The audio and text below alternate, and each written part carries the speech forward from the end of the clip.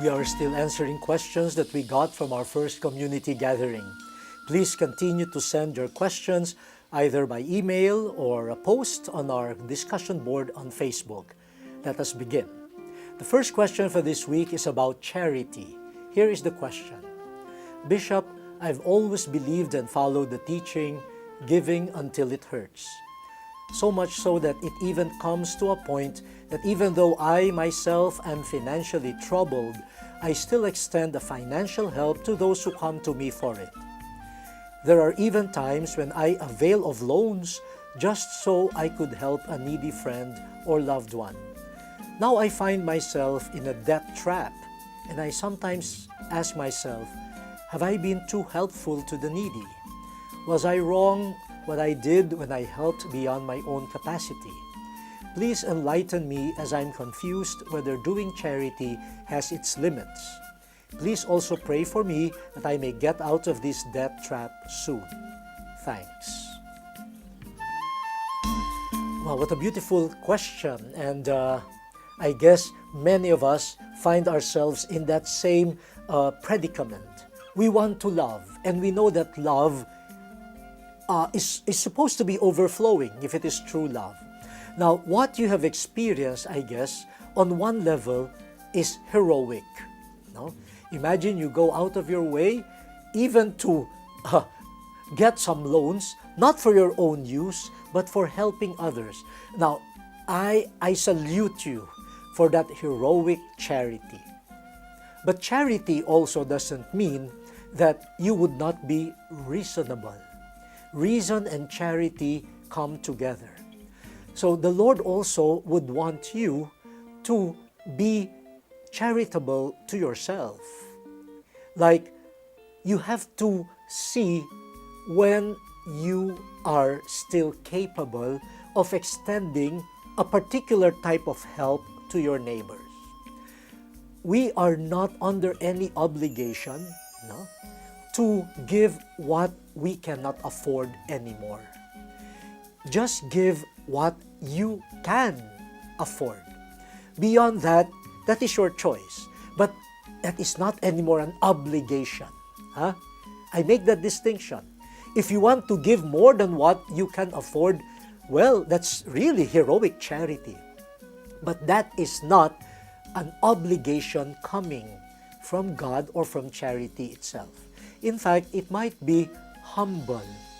It might be a call of humility on our part to say, yes, I still want to help you, but my resources are only up to this. No? So it is not lack of charity. It is being truthful. It is being honest and humble. So as I salute your overflowing charity, and I hope more people will be like you, I'm also inviting you to be reasonable in your decisions about what you can do to help others. Our next question comes from GVB. His question is about smoking. This is what his note said. Bishop, I don't mean to offend smokers. Nakakalungkot po kasing makita ang mga tao na dahan-dahang pinapatay ang sarili sa pamamagitan ng paninigarilyo. Bilang dati pong smoker, how will you ask them if not to stop, at least refrain from smoking, lalong-lalo na yung mga man of cloth who smoke? Okay, salamat, GVB. Naku, parang mahirap yatang sagutin yan, no? Pero ito lang, no? Not just smoking, but other things that are harmful to ourselves, to our health.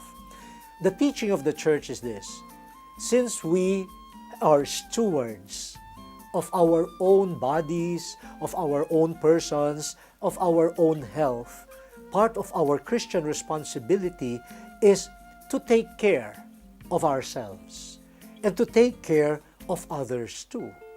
Now, so that's part of our role as stewards, as people who have been entrusted with this mission to take care of the created world.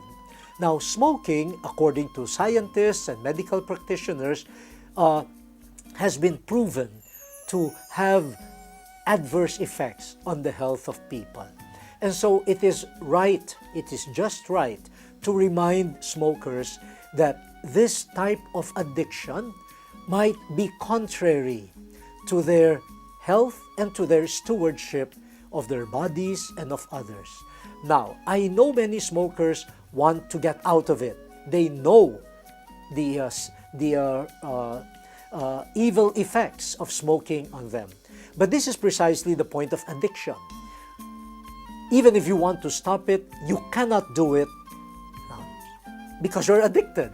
So the only thing that I would recommend is for those who are really convinced that they should stop, to find some help. There are people, counselors, who can give some tips on how to transcend.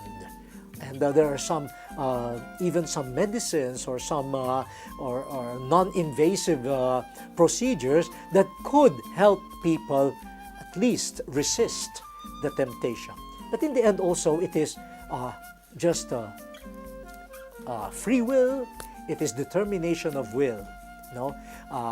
Para po sa mga pari na naninigarilyo, no? Ako ho'y nakikiusap sa inyo. Ayan, mahal na mahal tayo ng ating mga tao. Nag-aalala sa mga pari. Ayaw nila na unti-unti raw nating pinapatay ang ating sarili. Ako ho dati naninigarilyo eh. Alam nyo, nakapagpatigil sa akin? Una, yung mga tao nagreklamo. Pag nagbibigay daw ako ng komunyon, amoy usok. Hindi raw nila naaamoy ang katawan ni Kristo. So, for them, I stopped. The other thing is, nung nawala na ho ako ng pera pambili ng sigarilyo. Nag-aral ho ako sa States, ang mahal ng sigarilyo, wala akong pera, tigil. Ang maliit kong pera, pang libro, hindi pang sigarilyo. Baka ganunin niyo ho, para tumigil. Alisan nyo ng pera yung mga naninigarilyo.